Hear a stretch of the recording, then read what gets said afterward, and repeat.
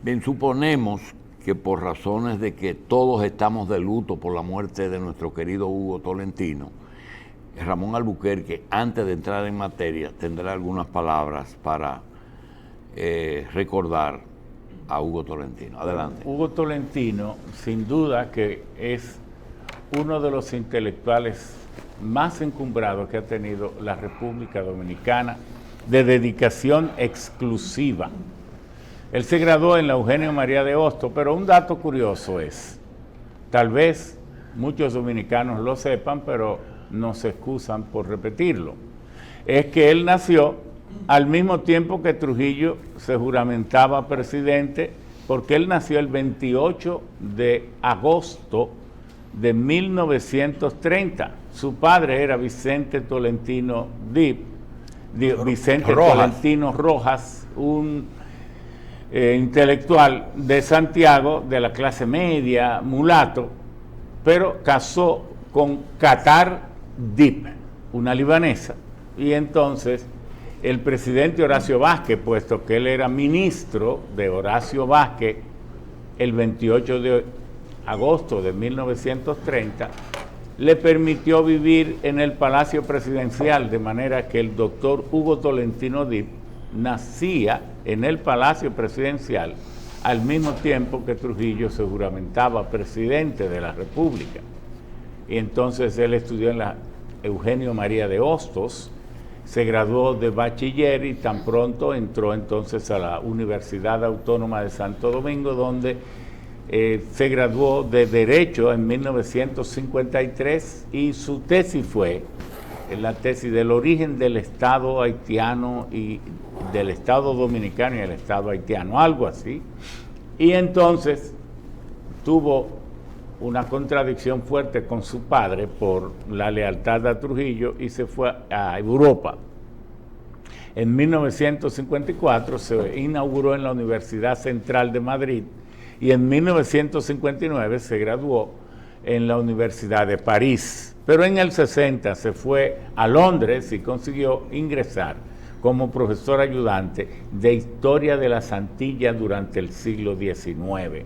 Entonces ya luego, al ajusticiamiento de Trujillo, vino al país, entró como profesor de Derecho y sobre todo de Historia y de Sociología de la Historia del Derecho, y tiene unos 15 libros, entre ellos 3 sobre Luperón, y tiene uno incluso en varios en francés. Uno es L'origine de l'État haïtien, el origen del Estado haitiano, y otros más.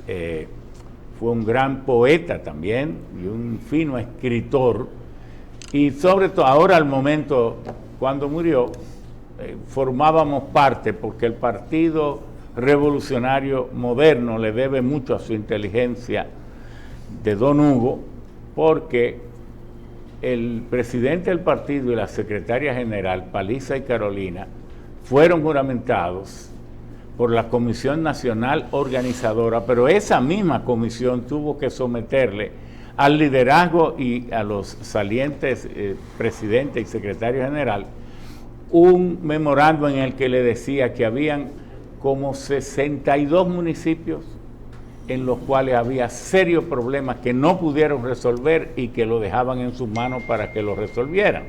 La dirección ejecutiva inmediatamente se dio cuenta que no podía abrir otra convención diciéndole a Luis y a Hipólito, resuelvan esos casos.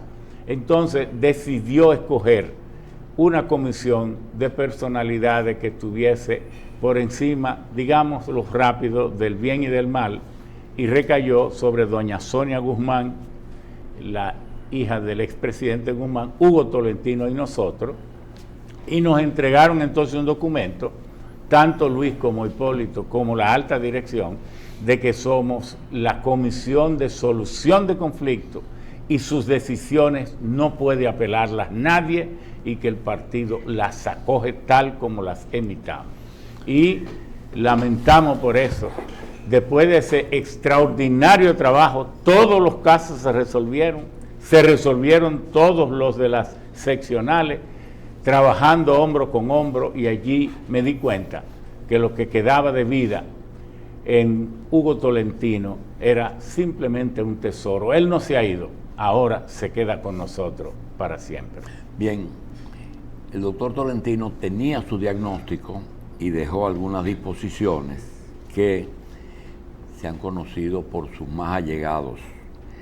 El doctor Tolentino escribió que no desea el tipo de funeral de Universidad Autónoma de Santo Domingo como ex rector, Congreso de la República como expresidente de la Cámara de Diputados y Casa Nacional del PRD o del PRM. No quiere eso, lo que quiere es un funeral simple y hasta el traje para su sepultura lo dejó definido. Pasa los restos de Hugo Tolentino. Entramos en el martes en que tenemos el privilegio de contar con la presencia del ingeniero Ramón Albuquerque. En el día de ayer tuve la ocasión de escuchar una participación del ingeniero en la tarde de la Z. Me recordó a Federico Enríquez, que decía que había unas tejedoras holandesas que tenían el privilegio de tomar una hebra de hilo de lana y de tejer un abrigo completo en que si usted alaba un hilo, se iba completo. Y nos dio la sensación de que el ingeniero Albuquerque tomó el caso de la Punta Catalina y de Odebrecht, hizo exactamente lo mismo. Tomó los antecedentes de el país, la situación energética, y lo llevó hasta la solución de pero en una forma magistral. Yo no puedo repetir, porque supongo que ya eso se dijo, todo lo dicho por él, pero puso cada cosa en su lugar, sin negar la responsabilidad de los gobiernos, tanto de fuera como los locales, de los funcionarios que se implicaron, y resaltó la importancia que decía el ingeniero Cuello, que hay que recordar que hay una inversión en una planta que no lo dijo, pero nosotros lo añadimos, que se evitó durante muchos años hacer y construir, y que el ingeniero Albuquerque yo lo quiero felicitar y decirle que estábamos hablando del perfil de un próximo presidente. Qué pena que la política pueda más que la razón. Ingeniero, lo felicito por lo de ayer. Muchas gracias. Lo felicito. Y quizás en una oportunidad podemos hablar de eso de nuevo. El tema de hoy obligado es político. Yo lo siento. Bueno, sí, eso no me es extraño. Bueno, no, el país está en una encrucijada política que se debe básicamente a la eternización de las ambiciones de un país que no ha podido producir líderes que piensen primero en su país y después en ellos. Si usted analiza, Pedro Santana fue electo en 1844, pero para imponer el artículo 210 rodeó militarmente la asamblea que se reunía en San Cristóbal. Pero a los 7 días se hizo proclamar presidente por 8 años. Y entonces tuvo prácticamente que ser sacado del poder en 1848, porque en realidad los impedimentos para hacer, y es aún en Estados Unidos, empezó en 1952. En Estados Unidos los presidentes podían elegirse cuantas veces quisieran antes, solo que todos no lo hacían porque en Estados Unidos todo el mundo trataba de imitar a George Washington. George Washington fue electo a unanimidad. Primero, cuando termina la guerra con Gran Bretaña, el pueblo entero le pidió a George Washington que fuera presidente. Y él dijo, no seré ni candidato ni presidente hasta que no haya una constitución de la República aprobada por todos los estados, que entonces eran solo 13. Y el último que lo aprobó de los 13 fue Rhode Island en 1787. Entonces George Washington dijo, podré ser candidato entonces, pero vinieron a elegirlo en 1789 y él prefirió dejar a un país que terminaba una guerra sin presidente, solo bastándose con el Congreso de la Unión y no ser presidente él apresuradamente. Entonces, en 1798, él renunció y dijo, renunció a no postularse nuevamente y dijo que tenía derecho a contemplar su pueblo desarrollando sus instituciones. Y así fue. Entonces todo el mundo prácticamente imitaba a George Washington y nadie traspasaba los dos periodos. Pero Franklin Delano Roosevelt sí lo traspasó. Él se hizo elegir o lo eligieron 4 veces. Pero en 1944 murió a los 3 meses, antes de los 3 meses de estar en el poder, en su 4º periodo. Entonces vino Truman, que era el vicepresidente, fue reelecto otro periodo y en 1952 se pasó la enmienda, creo que es la 19, algo así, si no, que me corrijan, y a partir de ahí es 2 años y nunca más. Entonces esto de tener el pretexto de la popularidad, eso no es válido en absoluto, porque si la popularidad tuviera tanto valor, el presidente no fuera Trump, sino Hillary, que obtuvo 3 millones de votantes más que Trump. Las constituciones, aquí como en Estados Unidos y en todas partes, su principal servicio a la sociedad es servir de límite al ejercicio del poder, servir de límite. Entonces, ¿cómo puede ser? ¿Qué organización mental puede haber en la cabeza de una gente que cada vez que quiera continuar en el poder cambie la constitución del Estado? Eso no puede ser, eso no es un criterio. Por lo menos serio no lo es, por lo menos de alta política no lo es, eso es chabacanería, eso es liderazgo de abajo. Y por eso es que se dan estos problemas aquí.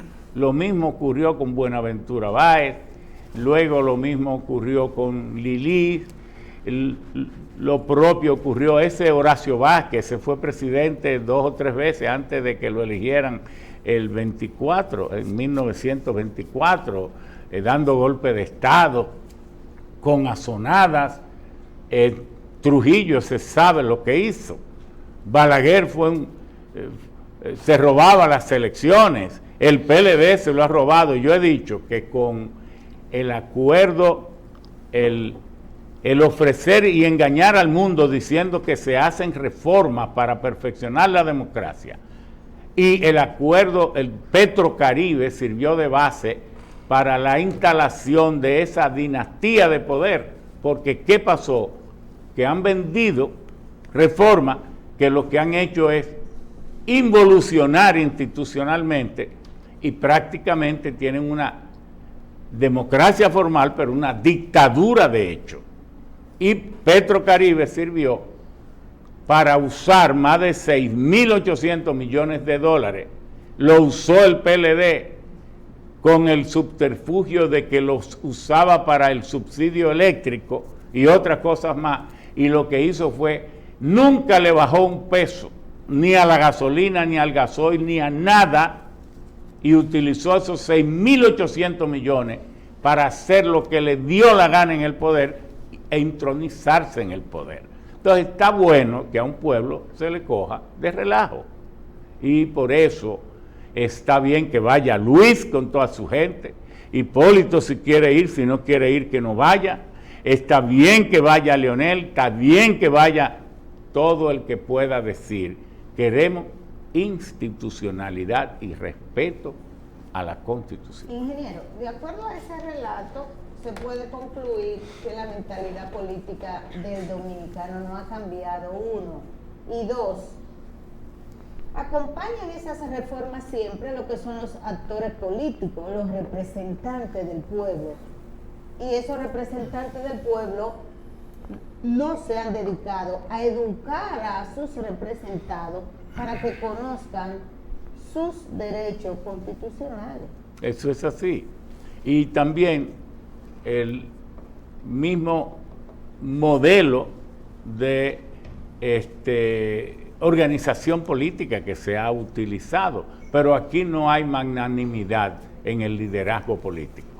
Ni entienden que deben retirarse, y lo digo con gente que yo aprecié. Una vez yo le dije al doctor Peña Gómez, compadre, ¿y usted cree que usted hace bien con este cáncer terminal que usted tiene en insistir en ser candidato de nuevo? Y lo que yo me busqué, no lo quiero repetir. Entonces no es de un solo lado, es de todos los lados, y usted sabe el espectáculo bochornoso y denigrante que era un Balaguer ciego, sordo y con todos los achaques, y que siendo el presidente de una nación en el siglo XXI, en el tercer milenio ya, pero ¿por qué hay que llegar a esos extremos?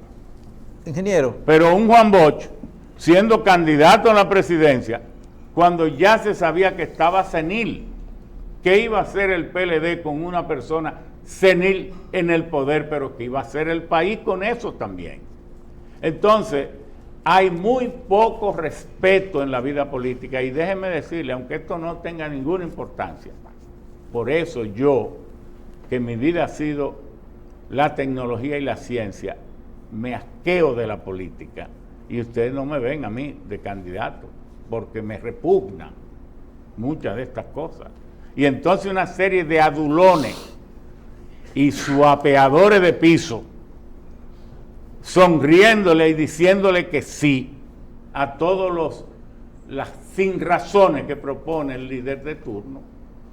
Esto, lamentablemente, al pueblo dominicano hay que decirle, es lamentable, pero usted como pueblo ha tenido parte del peor liderazgo de la historia de las Antillas, y si no del mundo.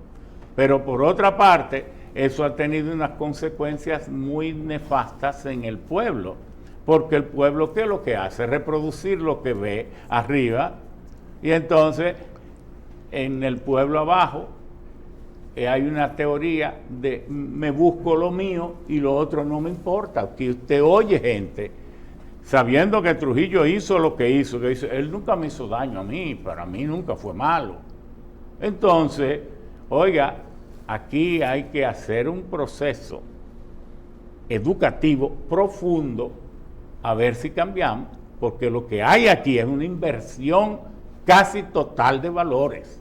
Ingeniero, siendo usted uno de los principales dirigentes de oposición, y la crisis... Perdón, y quiero decir que en el 2001 yo tenía los votos para yo seguir siendo presidente del Senado, a pesar de que el compañero Hipólito estaba en contra de que yo lo fuera, porque ya él tenía su plan reeleccionista y estaba en conquista de muchos senadores para que no me apoyaran.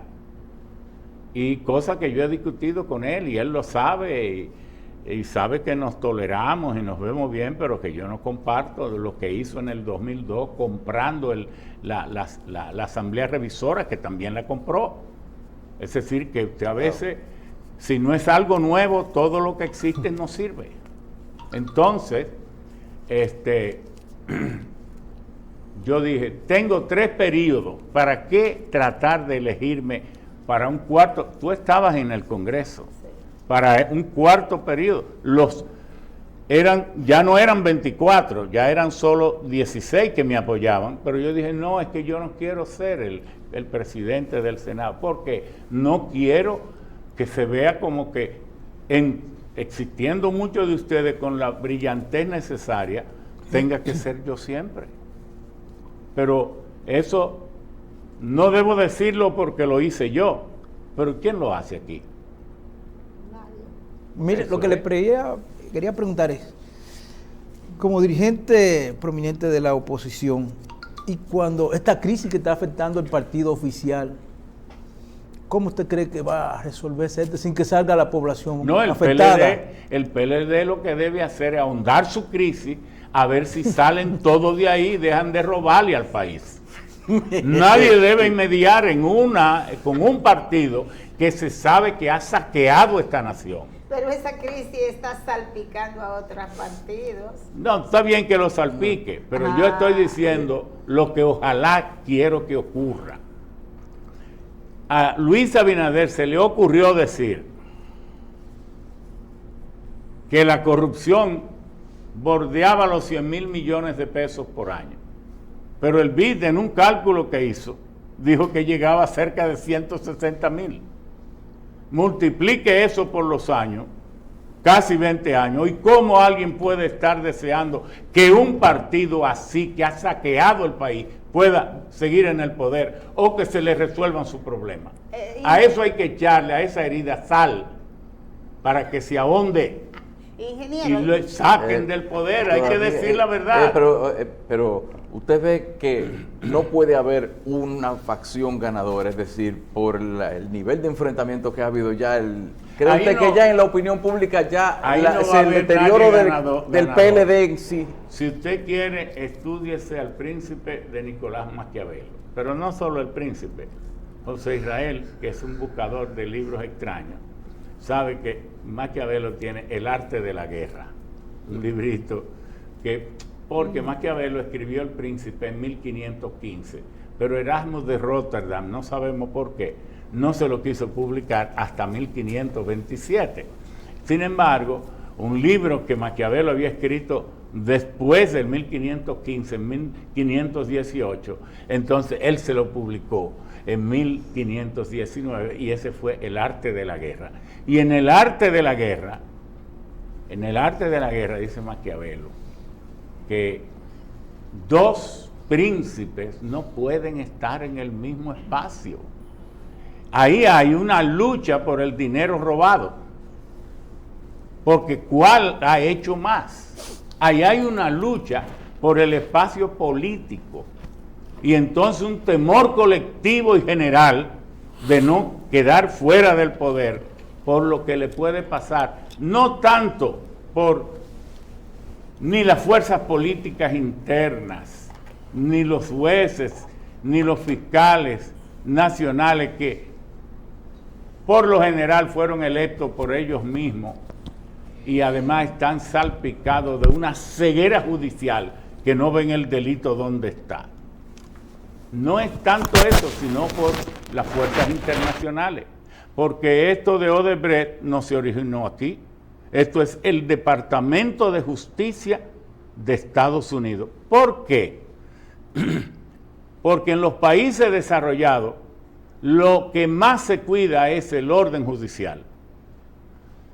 Son multimillonarios, tan multimillonarios que se tienen miedo y saben que solo el respeto que impone la ley puede hacer que puedan funcionar armónicamente.